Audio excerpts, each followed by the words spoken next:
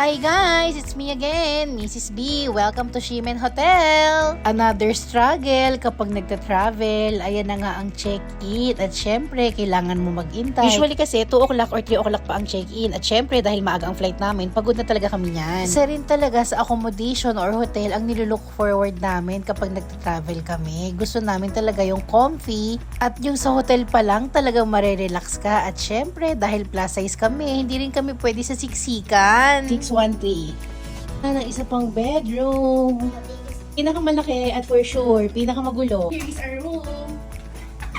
Super laki guys ng bed. Talagang relax na relax. Ako pa lang ang kalat-kalat na itong ka-bedmate ko. Ba't ka pala gaganto? Tapos na ako. Uy, what? Oo. Hindi ko ma-video yung kabilang bed kasi may naka-boreless na dun, guys. Guys, alam nyo ba, ang dala niyang maleta, 3. Tatlo na yung maleta niya, guys. Nakalimutan pa niya yung kanyang short. Kanina pa siya kalikot dito. Body ring. Huwag natulog yung kamag-anakan mag-iina.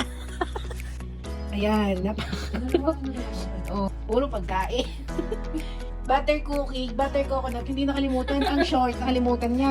Nakalimutan niya yung short. Paano kasi? Oh, puro pagkain na laman ng maleta. Kulay pa. Kulay pa, guys. Diyos ko.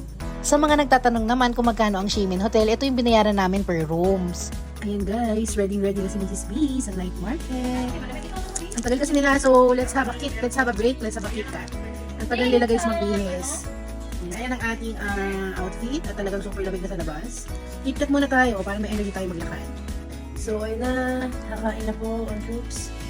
Ano bang gusto niyo? Fine dining? Hindi! Sige. Doon tayo sa ano? Guys, super ginaw.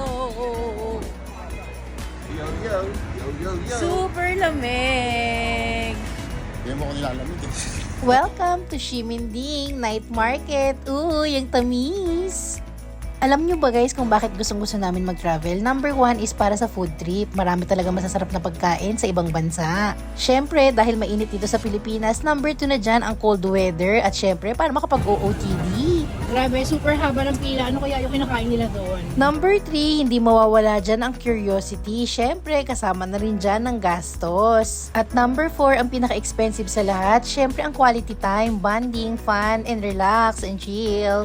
Lahat na, ilagay mo na dyan. Ito yung pinakamasarap tuwing nagta-travel kami at syempre nililook forward namin yan at talagang pinaghahandaan. Let's go! Ready na ba kayo sa Shiminding Night Market? Ito na, abangan sa susunod na vlog! Cheers! So,